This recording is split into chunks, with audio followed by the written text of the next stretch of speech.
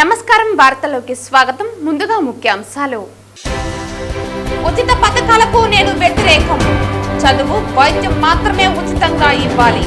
ఉచిత పథకాల వల్ల నష్టం తప్ప లాభం ఉండదు పేర్కొన్న మాజీ ఉపరాష్ట్రపతి వెంకయ్య నాయుడు.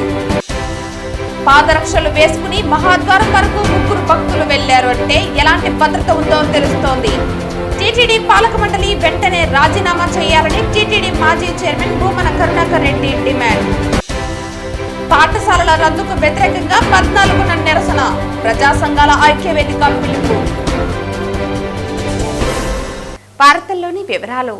అసెంబ్లీలో అభివృద్ధి సిద్ధాంతాలు సమస్యలపై చర్చల కంటే నేతల బూతులు ఎక్కువయ్యాయని, అసెంబ్లీలో బట్టలు చించుకుని కొట్టుకునే పరిస్థితికి తెచ్చారని, ఇంట్లో ఉండే అమ్మను, భార్యను తమ నేతలతో బూతులు తిట్టించి కొందరు రాక్షస ఆనందం పొందారని మాజీ ఉపరాష్ట్రపతి వెంకయ్య నాయుడు విమర్శించారు. ఈ సందర్భంగా మాజీ ఉపరాష్ట్రపతి వెంకయ్య నాయుడు మాట్లాడుతూ, అసెంబ్లీలో అభివృద్ధి సిద్ధాంతాలు సమస్యలపై చర్చల కంటే నేతల బూతులు ఎక్కువయ్యాయన్నారు. అసెంబ్లీలో బట్టలు చించుకుని కొట్టుకునే పరిస్థితికి తెచ్చారని, ఇంట్లో ఉండే అమ్మను, భార్యను తమ నేతలతో బూతులు తిట్టించి కొందరు రాక్షస ఆనందం పొందారని అన్నారు. గత ఎన్నికల్లో బూతులు మాట్లాడిన నేతలు అందరూ ఓడిపోయారని, వారు ఎవరో మీకే తెలుసని అన్నారు. ప్రజలు అందరూ ఆ నేతలు బూతులు వినలేక పోలింగ్ బూత్లోకి వెళ్లి ఓటు వేసి ఓడించారని, బూతుల కంటే పోలింగ్ బూత్ గొప్పదని, బలమైందని అన్నారు. ఎమ్మెల్యేలు ప్రజలకు అందుబాటులో ఉండాలని, భాషను జాగ్రత్తగా వాడాలని అన్నారు. ఉచిత పథకాలు నేను వ్యతిరేకిస్తున్నానని, చదువు, వైద్యం మాత్రమే ఉచితంగా ఇవ్వాలన్నారు. ఉచిత పథకాల వల్ల నష్టం తప్ప లాభం ఉండదని అన్నారు. ఒకే దేశం ఒకే ఎన్నిక వల్ల సమయం ఆదా, ఖర్చు ఆదా అవుతుందన్నారు. ఎన్నికల ఖర్చు వేల కోట్లకు చేరిందని, నేను ఎమ్మెల్యేగా పోటీ చేసిన సమయంలో ప్రజలు విరాళంగా కొంత డబ్బులు ఇచ్చారని అన్నారు. నేను ఒక్క రూపాయి కూడా జేబులో నుండి తీయలేదని, ఒక్క రూపాయి కూడా జేబులో వేసుకోలేదన్నారు. రాజకీయాల్లో కులం, ధనం, మతం లేకుండా చేయాలని, కులం, డబ్బులు క్రిమినల్స్ కి ఇప్పుడున్న పార్టీలు ప్రాధాన్యత ఇస్తున్నాయని అన్నారు. ఈ జమిలీ ఎన్నికలు జరగడం వలన, ఒకేసారి ఎన్నికలు జరగడం వలన, అందరూ గట్టిగా కృషి చేయడం వలన ఓటర్ల పాల్గొనే యొక్క సంఖ్య కూడా పెరిగిందని మనకు డేటా చెబుతూ ఉంది. 1999లో కర్ణాటకలో, ఆంధ్రప్రదేశ్లో ఓటు హక్కు వినియోగించుకున్న వారి సంఖ్య 11.5% సైమల్టేనియస్ ఎలక్షన్ జరిగినప్పుడు పెరిగిందనే విషయం మనకు అర్థమవుతుంది. 68, 69లో రాష్ట్ర శాసనసభల గడువు కన్నా రాజకీయ కారణాల వల్ల ముందుగా రద్దు చేయడం, 71లో పార్లమెంట్ ఎన్నికలను ముందుకు జరపడం వలన ఈ దేశంలో అప్పటిదాకా అమలులో ఉన్న ఒకే దేశం ఒకే ఎన్నిక అనే దానికి ఒక రకమైన విరామం, బ్రేక్ పడింది. అంతకుముందు నేను చెప్పినట్టుగా ఒకేసారి ఎన్నికలు జరుగుతున్నాయి. ఈ శక్తివంతంగా కూడా ఉన్నాయనే విషయాన్ని కూడా మనకు అర్థమవుతుంది. ప్రాంతీయ పార్టీలు ఎవరు అధికారంలోకి వస్తే మంచి జరుగుతుంది, ఎక్కడ ఎవరు దేనికి సమర్థులు అనే విషయాన్ని కూడా ప్రజలు గమనించి ఓటేస్తున్నారనే విషయం కూడా మనకు అధ్యయనం చేస్తే సులభంగా అర్థమవుతుంది. జమిలీ ఎన్నికల వల్ల ఫలానా పార్టీకి మేలు, జాతీయ పార్టీకి మేలు ప్రచారం చేయడం వలన దానికి అంటే మనం ఓటర్ల యొక్క విజ్ఞతను ప్రశ్నిస్తున్నాం, వాళ్ళ తెలివిని.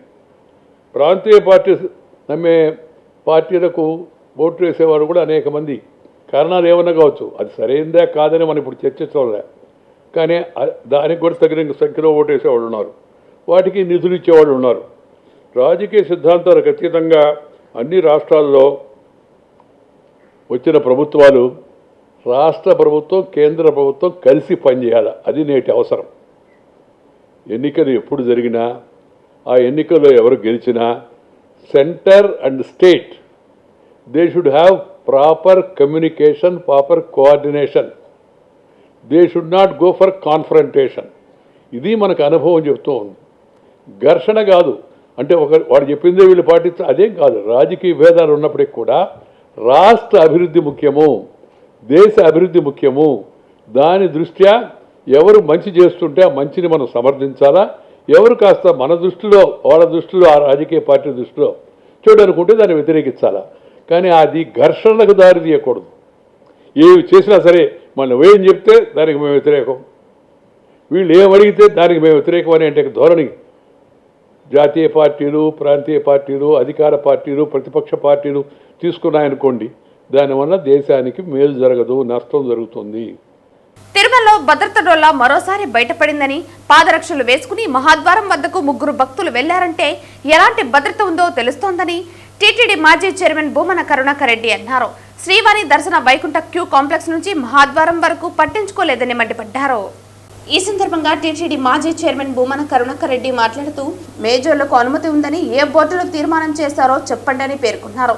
తిరుమల కొండపై జరుగుతున్న అపచారాల గురించి చెప్తుంటే వితండవాదాలను చేస్తున్నారని, తిరుమల కొండపై ప్రక్షాళన చేస్తామని చెప్పిన తర్వాతనే ఇవన్నీ జరుగుతున్నాయన్నారు. రాష్ట్రపతి కూడా ఈ సాహసం చేయలేదని, చెప్పులు వేసుకుని మహాద్వారం వద్దకు ఏనాడు రాలేదన్నారు. భద్రత డొల్లతనం ఏమిటో అన్నది తెలుస్తోందన్నారు. టీటీడీలో అసాంఘిక కార్యక్రమాలు జరుగుతున్నాయని, గోశాలలో ఆవులు చనిపోయాయని దీనికి ప్రత్యక్ష సాక్ష్యాలు ఉన్నాయన్నారు. జేసీబీలతో వెళ్లి పూడ్చిన కలేబరాలు తవ్వి మీడియా సమక్షంలో బయటపెడతామన్నారు.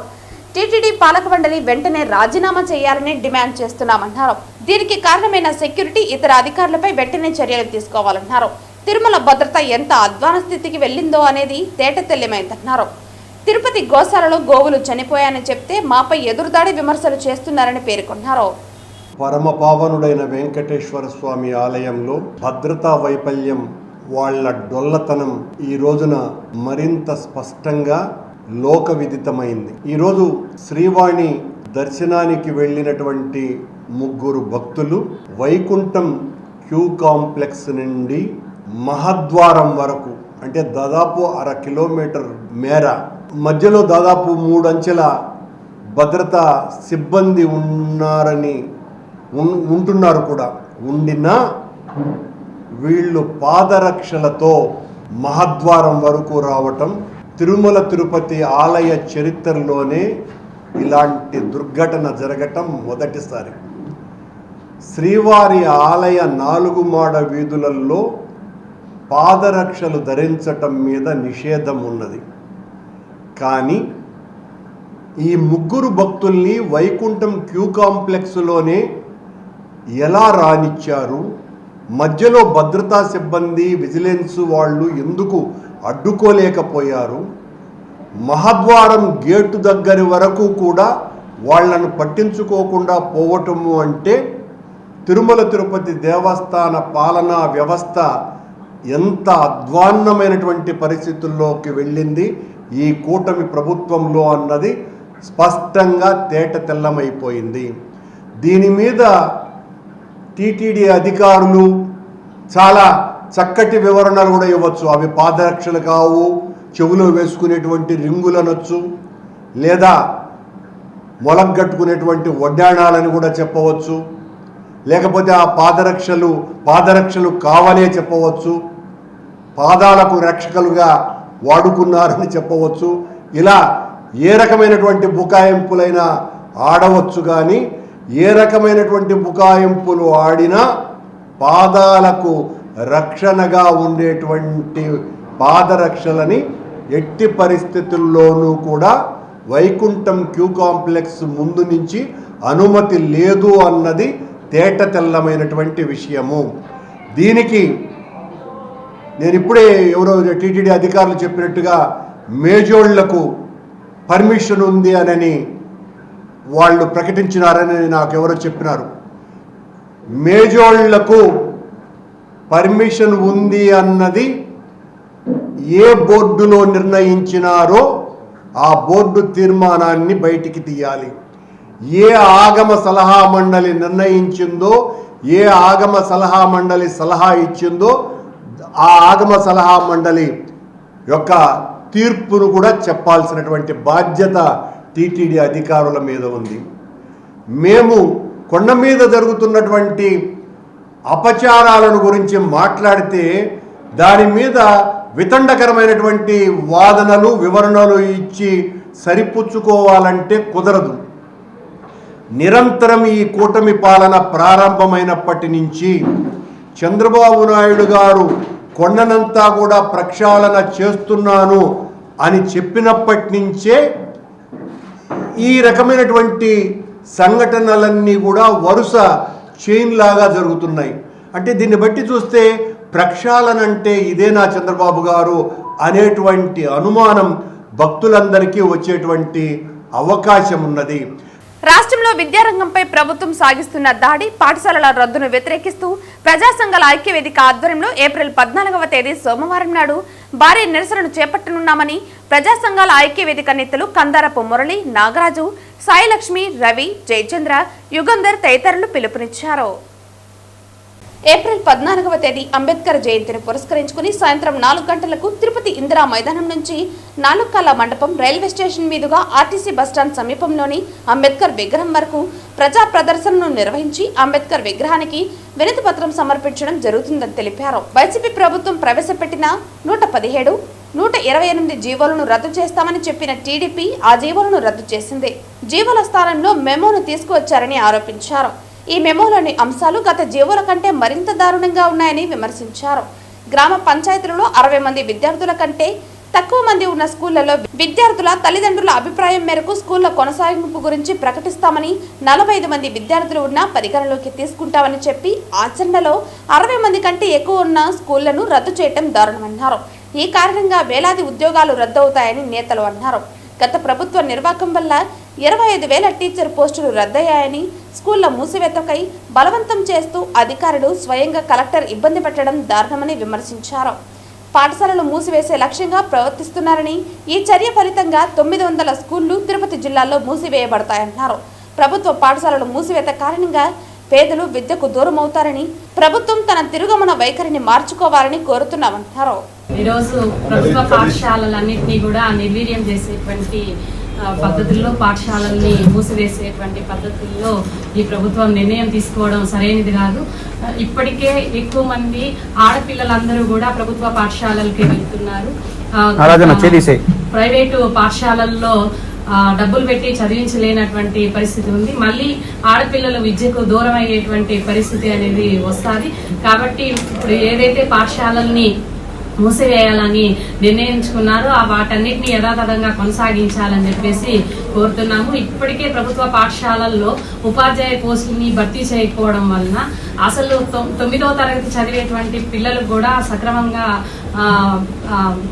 అచ్చులు హల్లులు రానటువంటి పరిస్థితి కూడా ఉంది. కాబట్టి వెంటనే ఉపాధ్యాయ ఏదైతే వాళ్ళు మెగా డిఎస్సి పెడతామని చెప్పి ఎన్నికలకు ముందు హామీ ఇచ్చారో ఆ పద్ధతుల్లో ఉపాధ్యాయ పోస్టులన్నింటినీ భర్తీ చేయాలి. అదే విధంగా ఆడపిల్లలకు చదువుకునేటువంటి అవకాశం ఉండాలంటే ప్రభుత్వ పాఠశాలల్ని కొనసాగించాలని చెప్పేసి కోరుతున్నాము. దీనికి సంబంధించి 14వ తేదీన జరిగేటువంటి ఈ ప్రభుత్వ పాఠశాలల్ని రక్షించుకుందామని చెప్పేటువంటి కార్యక్రమానికి తల్లిదండ్రులు అందరూ కూడా తరలి రావాలని చెప్పేసి విజ్ఞప్తి చేస్తున్నాం. ఈ రోజు ప్రాథమిక పాఠశాలను ఏ విధంగా మూసేయాలనేటువంటి కుట్రతో ఈ రోజు చేస్తుంటే ఎంత దుర్భాగ్యమైన విషయం ఏది లేదు. అందుకోసమే ఖచ్చితంగా కలెక్టర్ కానీ, డిఈఓ కానీ, విద్యాశాఖ అధికారులు కానీ ప్రభుత్వ విద్యారంగాన్ని కాపాడుకునే విషయంపైన శ్రద్ధ పెడితే మంచిదని మేము ఈ ప్రెస్ మీట్ ద్వారా తెలియజేస్తున్నాము. ఖచ్చితంగా ఈ ప్రాథమిక పాఠశాలలు ఖచ్చితంగా ఏవైతే మూసేసే కుట్ర ఉన్నాయో అన్ని కూడా ఖచ్చితంగా ప్రణాళికాబద్ధంగా కొనసాగించి ఈరోజు ఎంత దౌర్భాగ్యం అంటే ఏకోపాధ్యాయ స్కూల్ పెరిగిపోతుంది. దీనివల్ల ఏకోపాధ్యాయ స్కూల్ వల్ల ఇప్పటికే అనేక మంది విద్యార్థులు పూర్తిగా డ్రాప్ అవుట్ అయిపోయినారు. ఎంత దౌర్భాగ్యం అంటే 10 లక్షల మంది విద్యార్థులు లాస్ట్ గవర్నమెంట్ లో డ్రాప్ అవుట్ అయినారు. మరి ఆ 10 లక్షల మంది విద్యార్థులను ఏ విధంగా ప్రభుత్వ విద్యాశాఖల్లో భాగస్వామ్యం చేయాలి, వాళ్ళకి మంచి విద్య అందించాలనేటువంటి సమగ్రమైన ఆలోచన చేయకుండా ఈరోజు 117 జీవోను దొడ్డిదారుణ అమలు చేసి ప్రాథమిక పాఠశాలని ఏ విధంగా ఉరి తీయాలనేటువంటి స్వభావం ఉంటే ఖచ్చితంగా వ్యతిరేకంగా రాష్ట్ర వ్యాప్తంగా ఇప్పటికే ఉపాధ్యాయ సంఘాలు, విద్యార్థి సంఘాలు, అనేక మంది మేధావులు, ప్రజాస్వామ్యం అందరూ కూడా ఈరోజు పెద్ద ఎత్తున కదులుతున్నారు. అందుకోసమే ఖచ్చితంగా ప్రాథమిక పాఠశాలని కాపాడుకుందాం, ప్రభుత్వ విద్యారంగం కాపాడుకుందాం అని చెప్పేసి ఈరోజు ఖచ్చితంగా అందరూ కూడా కదలాల్సిన అవసరం ఉంది. కలియుగ ప్రత్యక్ష దైవం తిరుమల శ్రీ వెంకటేశ్వర స్వామి వారిని సినీ కథానాయకుడు రోషన్ దర్శించుకున్నారు. శనివారం ఉదయం బీఏపీ విరామ సమయంలో స్వామివారి సేవలో పాల్గొని మొక్కులు చెల్లించుకున్నారు. దర్శన అనంతరం రంగనాయకుల మండపంలో వేద పండితులు వేద ఆశీర్వచనం అందించగా ఆలయ అధికారులు శ్రీవారి తీర్థ ప్రసాదాలు అందజేసి పట్టు వస్త్రంతో సత్కరించారు. ఆలయం వెలుపల రోషన్ మీడియాతో మాట్లాడుతూ స్వామివారిని దర్శించుకోవటం చాలా సంతోషంగా ఉందన్నారు. జనవరిలో శ్రీవారిని దర్శించుకోవాలని అనుకున్నానని, హనుమాన్ జయంతి రోజు స్వామివారి దర్శన భాగ్యం కలగటం ఆనందంగా ఉందన్నారు. ఛాంపియన్ అనే సినిమాతో ప్రేక్షకుల ముందుకు రానున్నట్లు తెలిపారు. ఇప్పటికే ఈ సినిమాకు సంబంధించిన చిత్రీకరణ 50% పూర్తయిందన్నారు. వస్తాను సోమవారం చూడడానికి, ఆయన దర్శనం చేసుకోవడానికి. ఈసారి జనవరి రావాల్సింది కుదరలా, ఇప్పుడు వచ్చాను. చాలా సంతోషంగా ఉంది, అంతా చాలా బాగా జరిగింది. అండ్ ఇవాళ హనుమాన్ జయంతి అందరికీ. నెక్స్ట్ ఛాంపియన్ అండి, అనౌన్స్మెంట్ కూడా ఒకటి వచ్చింది కదా, March 13th రోజు ఒక అనౌన్స్మెంట్ వచ్చింది. సో 50% షూట్ కంప్లీట్ అయింది, ఇంకో 50% ఉంది. త్వరలో అప్డేట్స్ చేయండి.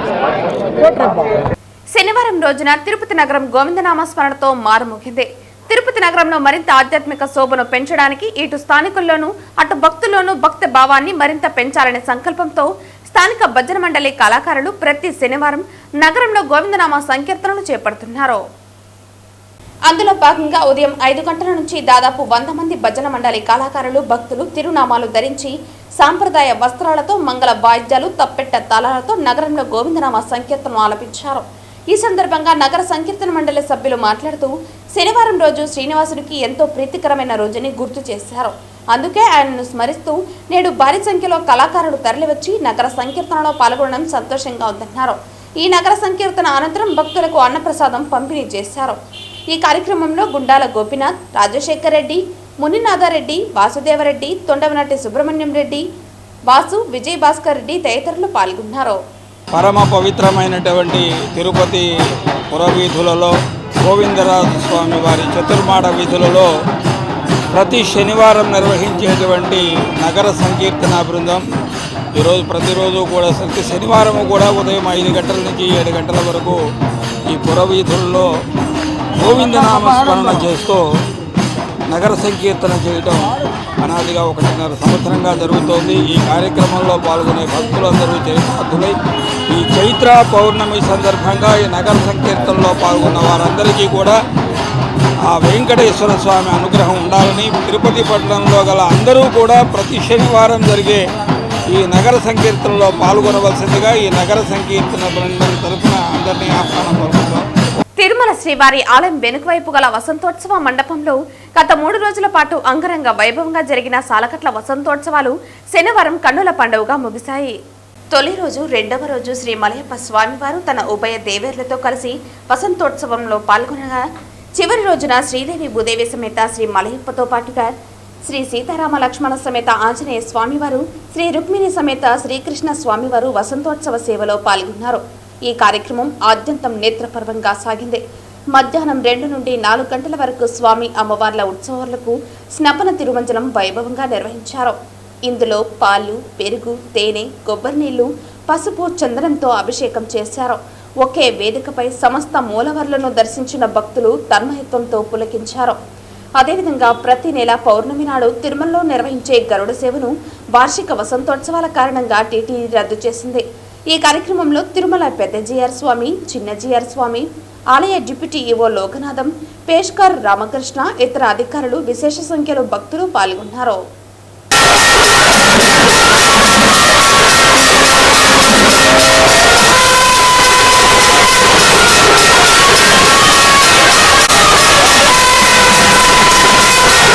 వార్తలు ముగించే ముందు ముఖ్యాంశాలు మరోసారి. ఉచిత పథకాలకు నేను వ్యతిరేకం. చదువు, వైద్యం మాత్రమే ఉచితంగా ఇవ్వాలి. ఉచిత పథకాల వల్ల నష్టం తప్ప లాభం ఉండదు పేర్కొన్న మాజీ ఉపరాష్ట్రపతి వెంకయ్య నాయుడు. పాదరక్షలు వేసుకుని మహాద్వారం వరకు 3 భక్తులు వెళ్లారు అంటే ఎలాంటి భద్రత ఉందో తెలుస్తోంది. టీటీడీ పాలక మండలి వెంటనే రాజీనామా చేయాలని టీటీడీ మాజీ చైర్మన్ భూమన కరుణాకర్ రెడ్డి డిమాండ్. పాఠశాలల రద్దుకు వ్యతిరేకంగా 14న నిరసన, ప్రజా సంఘాల ఐక్యవేదిక పిలుపు. ఈ వార్తలు ఇంతటితో సమాప్తం. తిరిగి వార్తల్లో మళ్ళీ కలుద్దాం. అంతవరకు సెలవు. నమస్కారం.